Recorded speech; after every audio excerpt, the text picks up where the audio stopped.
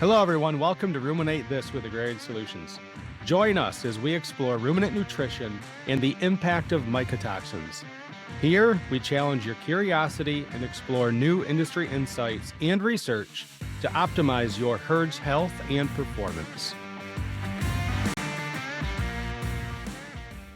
Hey, everybody. Welcome back to Ruminate This with Agrarian Solutions. I'm your host, Scott Zehr, and I have to admit to my audience today that I feel very fortunate about today's call. One, because I actually never thought I'd probably be in a position to have a conversation like this with Dr. Kee Jim. Dr. Jim, I first met you on one of these types of calls, man, it's got to be 5-6 years ago now. And through a mutual contact, one Miss Lauren Osborne. And the more I've gotten to know Dr. Jim, and albeit limited interactions since then, I followed, kind of what you do and learned that we actually know a lot of the same people with guys like Mark Thomas, and really all the folks from Dairy Health Management Services. They call Lowell, New York home to their corporate office, and Lowell, New York is my hometown. So I'll let the audience take their pick as to which one of those things is the better thing to come out of Lowville, but it's probably DHMS. But with that, I want to welcome in Dr. Kee Jim to Ruminate This. And Dr. Jim, if you would just give an introduction of who you are, where you're at in the world, and we can kind of go from there. Yeah, my name is Kee Jim. I'm sitting here in our corporate office in Okotoks, Alberta, Canada, which is located slightly south of the city of Calgary. I've been involved in the beef cattle industry for over 41 years. I came here to southern Alberta, Calgary area in 1983 as a newly minted veterinarian, graduated from the Western College of Veterinary Medicine a very long time ago.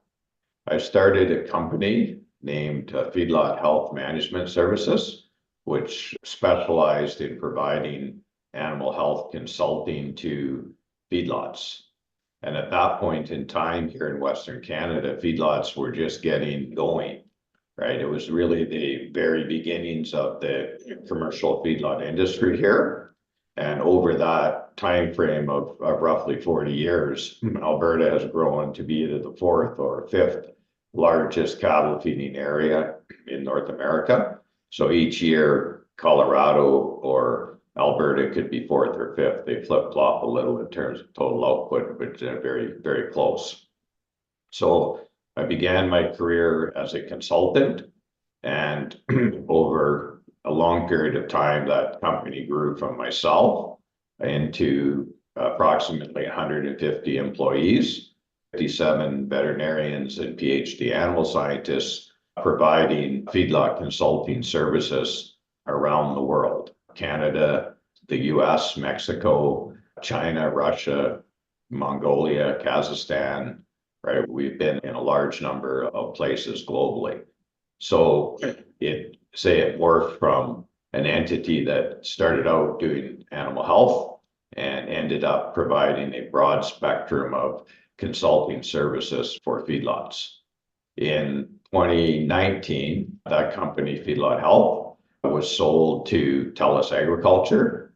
I would say a very large telecom in Canada. TELUS started to get into the ag space and started to buy up companies like ours across both the livestock and agronomy value chain. But if we wind the clock back to the 1983, my other endeavor was I got involved in cattle feeding very early. Invested in custom feedlots of putting cattle at custom feedlots, and very rapidly grew that business because underlying it was extremely profitable, right? It was the beginning of the industry here in Western Canada. We had very inexpensive feed grains, the cheapest in the world actually. And we also had a fat cattle market that was above the US market because the Canadian market for high quality grain fed beef was not being fulfilled domestically. So a very good environment for very rapid growth. And again, over a long period of time, myself and my partners have become a large entity in cattle feeding in North America. We have numerous 5 feedlots in Texas, 2 in Colorado. We built, I think, the topic for today is the Blackshirt feedlot in Nebraska, and we have feedlot operations in New Mexico. And as part of our involvement in the beef on dairy programs, we have numerous depots across the US and Canada for gathering up day olds. We've also got involved in ranching, in backgrounding, and virtually every part of the beef cattle supply chain.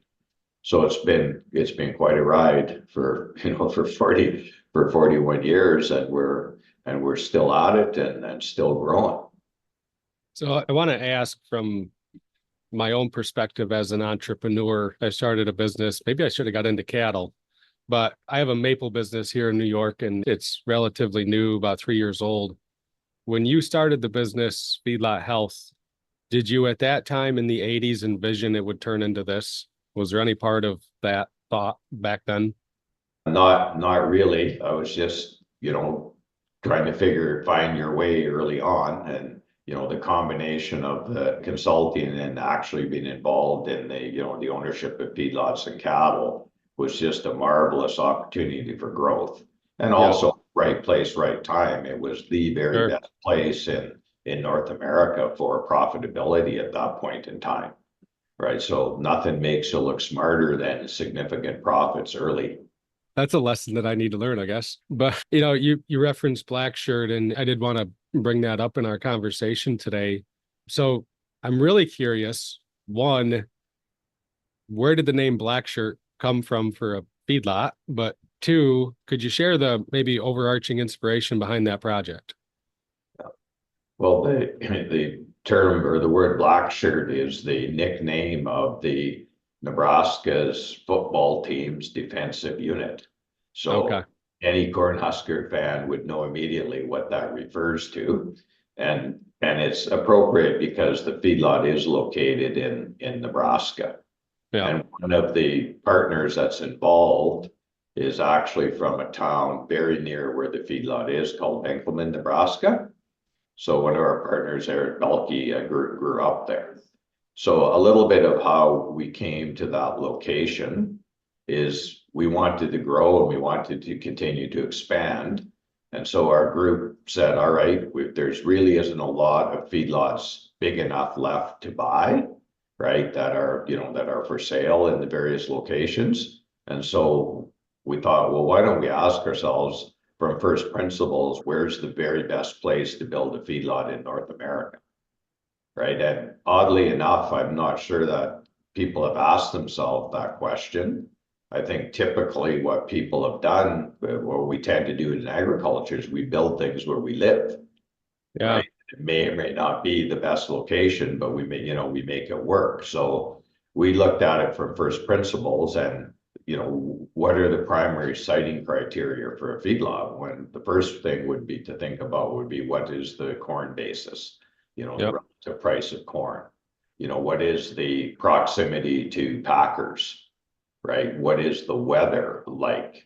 Those are probably the 3 biggest things to think about. And with the site that we've chosen near Hagler, Nebraska, meets the criteria. It's got a good corn basis. Dundee County, where it's located, is one of the largest corn producing counties in the US, with lots of irrigation for security of supply. When you look at a map, there's 9 major packing facilities owned either by the big 3 or owned by large regionals within 275 miles of the feedlot. So it's, very well located. And we talk about the weather, and that's always been the issue with, or potential risk with cattle feeding in Nebraska, is the weather, right? Where it can get muddy, and cattle really dislike mud, right? So, so typically there's a lot of cattle fed in Nebraska because of the corn price, but a lot of those producers run the risk of catastrophic weather events, and it takes all of your corn basis savings away. It seems to happen fairly frequently. So we weren't as concerned about that because this feedlot is going, well, that's under construction. We've done about 50,000 head so far, and it's on its way to 150,000.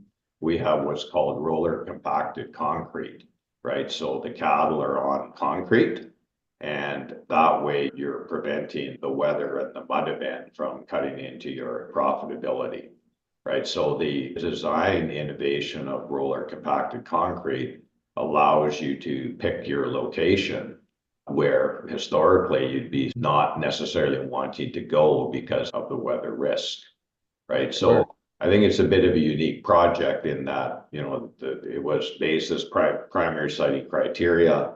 Where's the best spot? We're just going to go where we think it is the right spot for fundamental reasons, not just because we live there.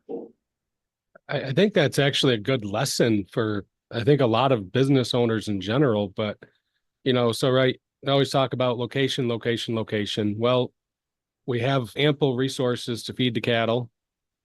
You just mentioned all the packers that are within, a stone's throw semi-truck drive away from the location. But then it's a good demonstration of maybe thinking outside the box a little bit to combat the weather. And so with that, I think it actually ties in well to, as I've talked to you over the years and followed a little bit of your career, you're not afraid to challenge the unconventional if it ties in and works, or challenge the conventional wisdom if you can make it work and have it be part of a profitable structure. So yeah, I think that's kind of unique about Blackshirt. Yeah, so some other features that I think are unique as well is the fact that we're going to have a large scale biodigester for making renewable natural gas, right? So the RCC, roller compacted concrete, is really a prerequisite if you're going to get into digestion, right? Because in a conventional dirt floor feedlot, the manure is too dirty or too much dirt in it in order to digest properly, right? So the RCC is an enabler to consider biodigestion, and it's something that the dairy industry has embraced for a long time, and the feedlot are getting around to having a look at the technology. So I think it's an important part of being able to get another area to act as a contribution margin for running the feedlot. You're basically becoming much more part of a circular process where you're getting all of the value that you possibly can out of the manure. And for those not familiar with it, digestion does not change the fertilizer value or the NPK of the product, right? The methane has been taken off, but in the digestate, it still has the same value as what went in.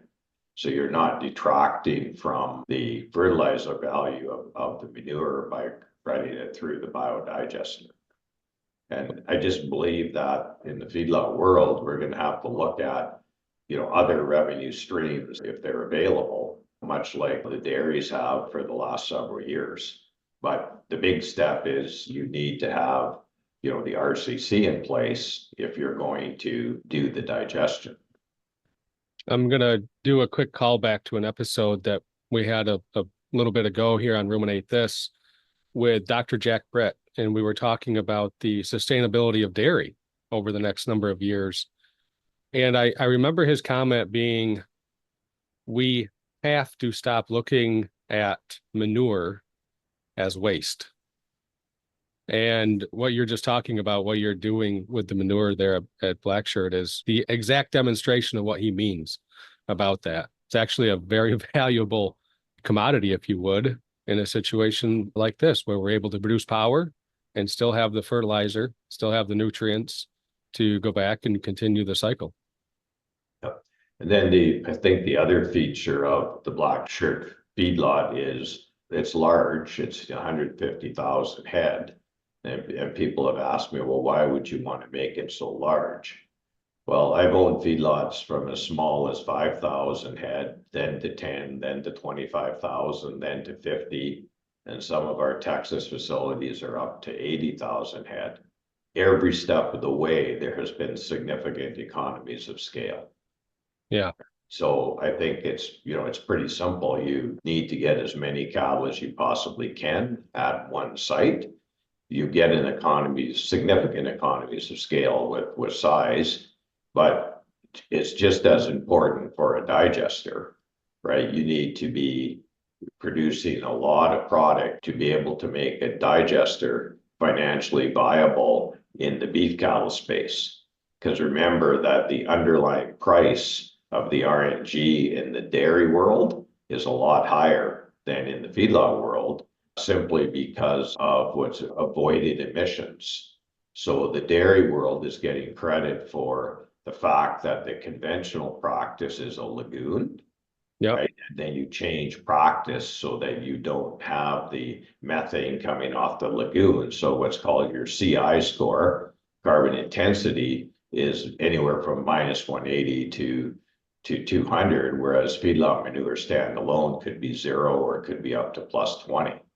Right. So that's the difference in the value. Same product, it just has a different valuation. And we found there are no large scale commercial digesters in feedlots currently in North America. Right. And you have to ask yourself, well, why is that? Well, it's because you got to get that digester big enough, economy of scale, to be able to cost effectively digest the manure from a beef cattle operation, right? So that scale is required to make the digester project economically feasible. That makes perfect sense. Well, a shift a little bit. What would be the typical life cycle of an animal at Blackshirt, from entry to market? Yeah. Well, interestingly enough, the majority of the cattle that are going to be fed at Blackshirt are going to come from the calf ranch that we have in New Mexico, and those cattle have come from dairy farms. Yeah. So we're very heavily involved in the beef on dairy program. And so just run through that briefly. The calf is born at the dairy somewhere in the US, and we gather up those day olds daily, bring them to a centralized depot, and ship the day olds to Portales, New Mexico. They're fed there for approximately 150 to 160 days, and then they're going to weigh between 300 and 350 pounds. We'll move them to our facility at Blackshirt, which has been specifically designed to deal with smaller cattle than feedlots typically deal with in terms of the pen design, the bunk design, and so on. So those cattle will come in there weighing 300 to 350 pounds at roughly 150 to 160 days old. And then they will remain at the feedlot for over a year. And in the process of reimplanting and weighing and the various production events that occur, they all come in one part of the feedlot. And as they move through the production cycle, as the cattle move, they move to the other end of the feedlot and they all exit out, right? So it's a little bit like a chicken model, right? Where they're coming in all at one weight, they're exiting all at one weight. And our production system is designed to physically move those cattle through the feedlot at the appropriate times. So the beef on dairy inventory allows you to manage a feedlot in quite different than you typically would do when you're receiving all different types of cattle and different weights and all that sort of thing. Here we have it pretty standardized as we move them through the system. That's such an advantage. And forgive me, I'm probably a little less familiar with the feedlot programs, having spent basically all of my life in dairy at this point. But I liken it to dairy farms. We build calf barns and there's a lot of planning that goes in, but it eventually, through reproductive cycles and the cows right, times of poor repro, times of bad, you never get a calf barn built right to handle the swings. And what I think is cool that you guys have been able to do is because you're able to have partnered farms that you source with ahead of time, how many animals you're going to have almost down to the T. So you've been able to scale that almost in the most ideal environment to make this happen. I think that's a pretty cool feature. The beef on dairy system does allow much more precise inventory and occupancy planning, right? To deal with, 150,000 head yard, right? It's once you get it started and get it established, then you're basically buying and selling the same number of cattle every month into the system, and you don't Right. have dramatic shifts in occupancy associated with the seasonality of calving in the beef cattle sector. Yeah, I mean the old model, right? We're going to go to a livestock market. We're going to purchase so many truckloads today. We're going to haul them in. We're going to work them through. Yeah, I mean the work that you guys have done to work with source dairies, you know what you have coming for inventory 9 months before. Well, not quite nine. They got to get pregnant first, confirm pregnant, but really 7 months heads up on what inventory is going to be 7 months from now. Correct. And That's we can predict the number of animals that are going to be born each week that are part of our system. And we can explode that through the calf ranch and through the feedlot and have very precise idea of what cattle we have and what time frames. That's amazing. So what kind of challenges do you foresee coming up in the future for, the feedlot industry? Oh, there's one overhanging issue, and that's really the fact that both in Canada and the US, because we operate on both sides of the border, we've had significant reductions in the beef cow herd, right? I mean, we're at Yeah, levels we haven't seen since the 1960s. yeah, Now, granted, the carcass weights and production has increased to make up part of that gap, but drought and other factors, historical profitability but mainly drought has driven this cycle so that we're seriously reduced cow numbers, which means severely reduced number of feeder cattle, right? So to be able to, and you need to run your feedlots close to full in order to be effective, economically viable. You need to have occupancy in those yards. And so there's just going to be too much feedlot space relative to the number of feeder cattle. And also for the packers, they're going to have too many hooks relative to the number of cattle coming through the system for the next probably 3 years. If you look at the numbers, it would appear that there hasn't been a significant herd rebuilding occurring either in Canada or the US. It may indeed start this fall, but so far there hasn't been much sign of that. So this is going to be a problem that you can't fix in 1 year, right? It takes several years for the cow herd to build, the calves to get into the system. So that's really, in my mind, the number one challenge that we will face going ahead.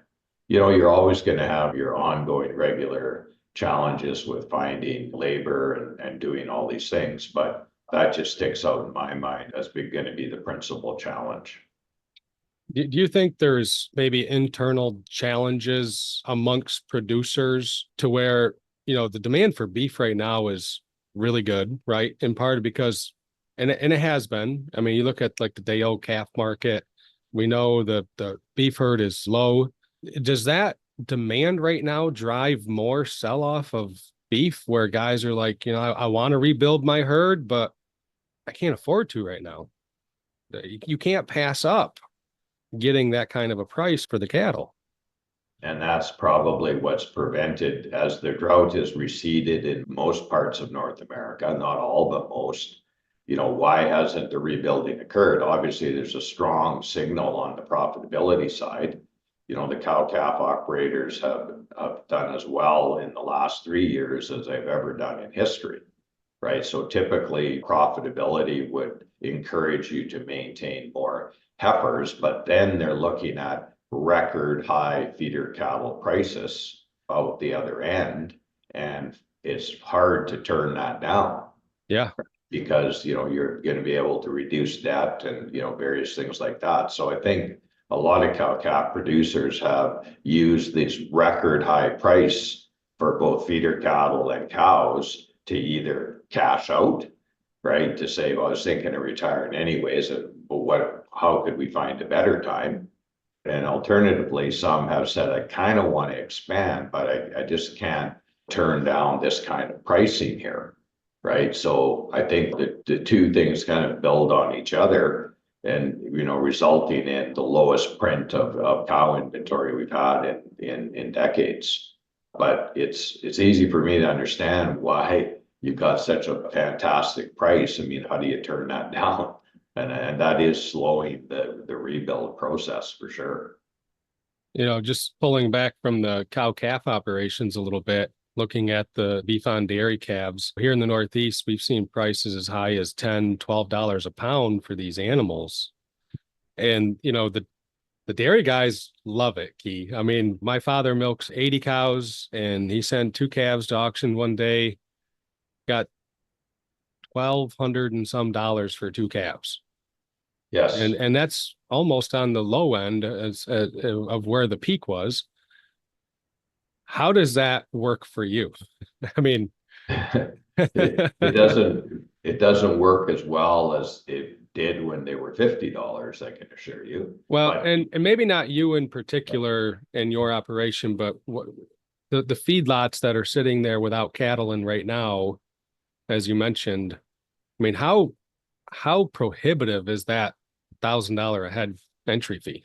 Oh, quite prohibitive if you work your way through it and you work through the cost of production at the calf ranch and then the feedlot. Those type of cattle you'd be putting up break evens well over $2 as fat cattle.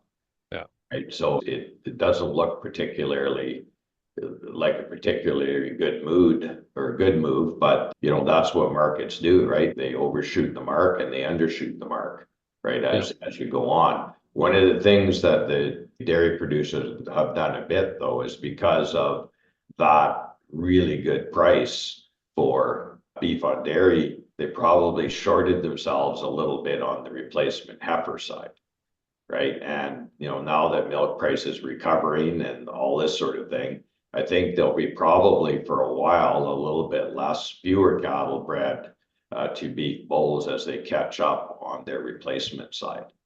I think you'll see a little bit of that as well, right? Where it was milk prices in the dumpster. That's not very exciting. How many heifers do we really need? So I think they went through a phase of producing the very minimal amount of heifers that they could produce and rest be on D. And now their pendulum will have to shift the other way a little bit.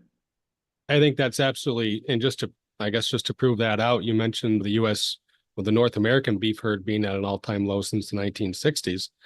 So is the virgin heifer population in the U.S. I mean, that's at an extreme low. And it may take another couple of years for those two segments to find that happy medium, but I'm sure it's going to probably work out because the big swings have to be hard to stomach. And I think for both sides, it's probably hard to stomach for sure. Kee, you and I have had conversations in the past about how tasty some of these animals are that you're putting out to market. I know when I was at Premier, actively involved in the breeding to feeding program up here in the Northeast, I raised some of those beef on dairy calves, the limb flex on Holstein, and I've eaten them. My family's eaten them, and I'm sure we didn't probably grow as I wasn't great at, but it was darn good beef. From that perspective, I guess, what are you guys seeing as far as consumer preferences for beef, and how do you respond to that as an organization? Well, I'm just delighted to report that beef demand has been spectacular. And despite it being at record high prices in retail, beef is still the preferred protein. Yep. Right. And the relative price compared to pork and compared to chicken, I mean, again, it's never been higher. And yet the demand has been very, very robust. And so I think it means that our product that we're producing in North America is very appealing to consumers, and probably credit the entire industry with producing more choice carcasses and prime carcasses significantly over time, and that the average eating experience for the consumer overall has obviously got better, right? Because, the product is clearing at these amazing prices. Just in cowboy math, you go into the supermarket and your steak is 5 times as much as your pork chop. And yet, the beef is still clearing. So on average, we obviously have a very desirable product. And however, as you mentioned, the beef coming from the beef on dairy cattle is even in some ways better because it really relates to the age at which it's slaughtered combined with the marbling. So, essentially those cattle have been on full feed from day 70 to the end of the feeding period. And they're between 17 and 19 months old when slaughtered, right? So they're very youthful cattle that have a high degree of marbling. So, it's the recipe for a desirable eating experience, right? And it's one of our aspirational goals to somehow capture in a branded program or some type of a program that recognizes the B&D cattle of having, a very desirable eating experience. And then on the other side of the consumer preference, not related to taste, but related to production, these cattle from the B&D system also have the lowest carbon footprint of high quality grain-fed beef, right? Because they never see any grass, and the cow is attributable to the dairy, right? Because you're picking up the calf as a day old. So roughly the carbon footprint is 50% less than conventional native beef, right? Plus you have full chain traceability from birth through the calf ranch through the feedlot, right? So it has other attributes yet to be monetized, but are there and have been. Consumers tell us they want to know where it comes from, right? And they want a lower carbon footprint. Right, so the B&D can supply those and meet those two criteria. That's remarkable. We do talk about nutrition a lot on this platform, but I think more importantly, everything we try to talk about, we talk about in terms of what we believe at Agrarian. And I'll just kind of preface my next question by saying we have an acronym that we use at Agrarian to talk about our core values. And those core values are relational, integrity, strategic, and excellence. It's RISE. And part of those core values is bringing attention to the fact that, in this quote unquote B2B world, I'm personally on a mission to make that term go away because it's not B2B. I've shared this with other people. You show me a business that does business with another business, I'll show you the incredible men and women behind the scenes that actually make it happen. It's really P2P. It's, this industry is small enough in the grand scheme of things that relationships matter. And you mentioned Feedlot Health, you grew to that business to over 150 employees. And I don't believe that could possibly happen without a leadership approach that works. It makes people feel part of the team. It makes people feel empowered. So can you share some of that approach as far as your approach to leadership, decision-making with your team, at Blackshirt and beyond? If we start with the decision-making part first, that our core principles are we need to be science-based and data-driven, right? And not only talk about it, but we make sure that we set up our data collection systems and our analytics to truly reflect what our underlying principles are. So what we do on production is a science, right? Production is, there's lots of opinions about it, but there's a right way and a wrong way. Yeah. Right. And in many cases, the only way of figuring that out is by doing large scale research projects very diligently and waiting for the results and then implementing what direction the research is trying to go. So one of the reasons why over 41 years we've managed to grow and continue to evolve is because of our core value of data-based decision making.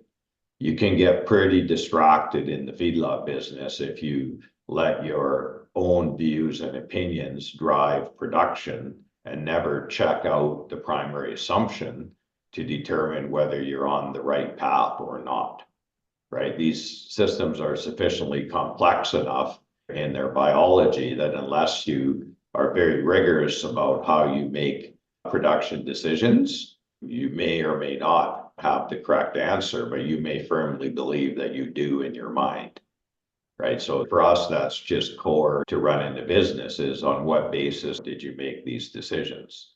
That's one important attribute.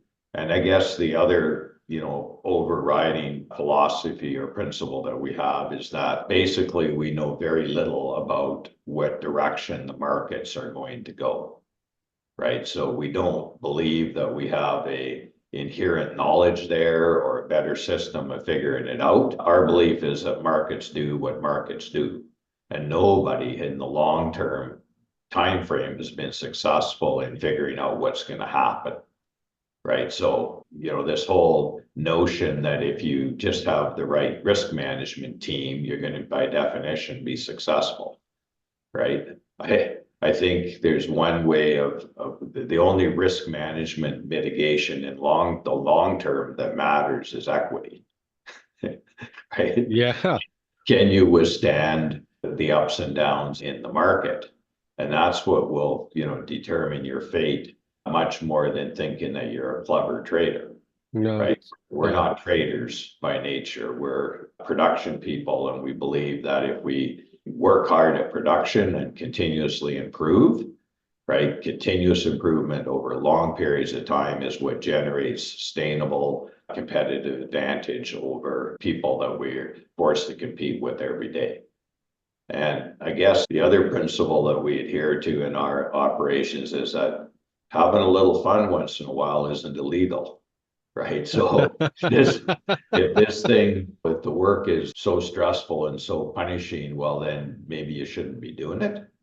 Right. Yep. I mean, that's how we look at it. We enjoy what we're doing, and we get up every day with enthusiasm to come to work and participate and have a little fun. I mean, this isn't torture or punishment. I mean, this is running a feedlot, and it should be exciting and a good place to work. And you need to create an environment for your employees, but you'll never be successful in that if the leadership group isn't equally as enthusiastic and as motivated, right? I mean, That's a great point.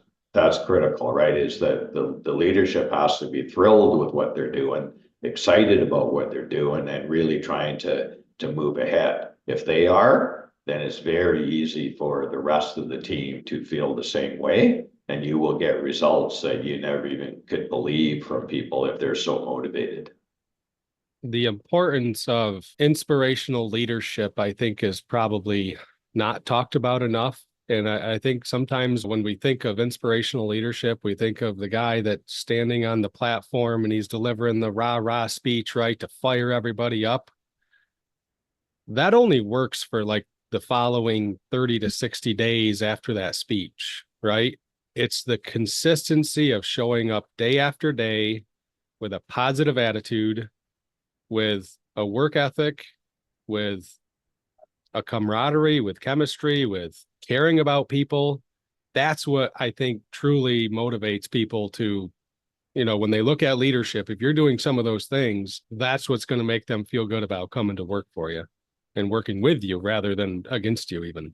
Yeah, and I think it's also very critical that the leadership team has boots on the ground experience, right? That they've done it, they've done the work to get to where they are, right? So that, they've checked pens, they've driven feed trucks, right? They put up silage, they know all of the steps. And I think that it's way easier to work with someone who understands your job and knows what you're doing, right? So in all of our systems and production systems, we've promoted from within, right? And people have had to have been through the process. We've never brought anyone into a leadership side of the equation without having a considerable bit of experience in doing what they're going to be managing. I'm not a big believer that you can bring management in that have without domain expertise and understanding what you're supposed to be doing. I think there was a gentleman that told me when I started my first business back in 2005, he said, once you have employees, just remember, do never ask them to do something you're not willing to do yourself. And if you're not willing to do it, it means you've probably never done it. So good lesson. Lastly, Kee, as we wrap up, I would ask you, what kind of advice would you give someone that's interested in starting a career in this cattle, in this feedlot or livestock industry in general? My thing would be get as much boots on the ground, hands dirty experience as you possibly can, as early as you possibly can. Right? To me, that's the critical feature, is that you don't have to be, I'm not suggesting you have to be born into it, right? You can decide at any point in your career that you want to go down that pathway, except that you need to understand, right, how it works from the very beginning. And the only way you can really do that is immerse yourself in the industry and learn everything you possibly can about all aspects of the business, and just get involved. Nothing will teach you faster about the economic side is if you don't start to feed cattle. And that's what got me interested early on, is I actually had a financial investment. Funny how that increases your level of interest. or it just makes you better, makes you a lot better real quick at what you're doing. So, this is an engagement industry. You need to have full participation, and you need to get domain expertise so that you can apply your skills to that, right? Without the fundamental understanding of the business and domain expertise, it doesn't really matter how clever you are. It's pretty hard to apply it unless you understand the fundamentals. That's true. There's no substitute. There's no experience like field experience. I mean, there's no substitute. I'm sorry, you can't teach in a university setting, in a classroom setting, or any kind of setting what you learn in the field, actually being around the cattle, being around, in my case, it was dairy cattle, but when you actually are able to experience what the day-to-day process looks like and what it takes to get it done, it's so much easier to understand the upper level stuff. And the impact, right? Yeah. Yeah. So, and that's why, many of the forward-looking organizations have summer programs, internship programs, all of that sort of thing, to give students and others a real opportunity to immerse themselves in the day-to-day so they get a good perspective, right? We, as employers, we also have to be willing to help people, engage people, teach people, and give them an opportunity, right? We can't just say, well, you have to have all this stuff, and not being willing to be part of the process that enables people to enter the industry. I think that's a great note to leave this on, and there's not a lot more that I can add to that anyway. But speaking of giving somebody an opportunity, Dr. Jim, I want to thank you. I guess man to man, thank you for the opportunity to talk to you today and share this conversation with the rest of the world. And just again, thanks for your time today. And I think that the audience here in Ruminate This, there's a lot here for them to take away. So excellent. Always good to visit with you, Scott, and we'll run into you again somewhere down the line. I'm sure. Thank you, Kee. Yeah, thank you. If you found value in today's podcast, please hit subscribe and share. And we look forward to talking to you again next week.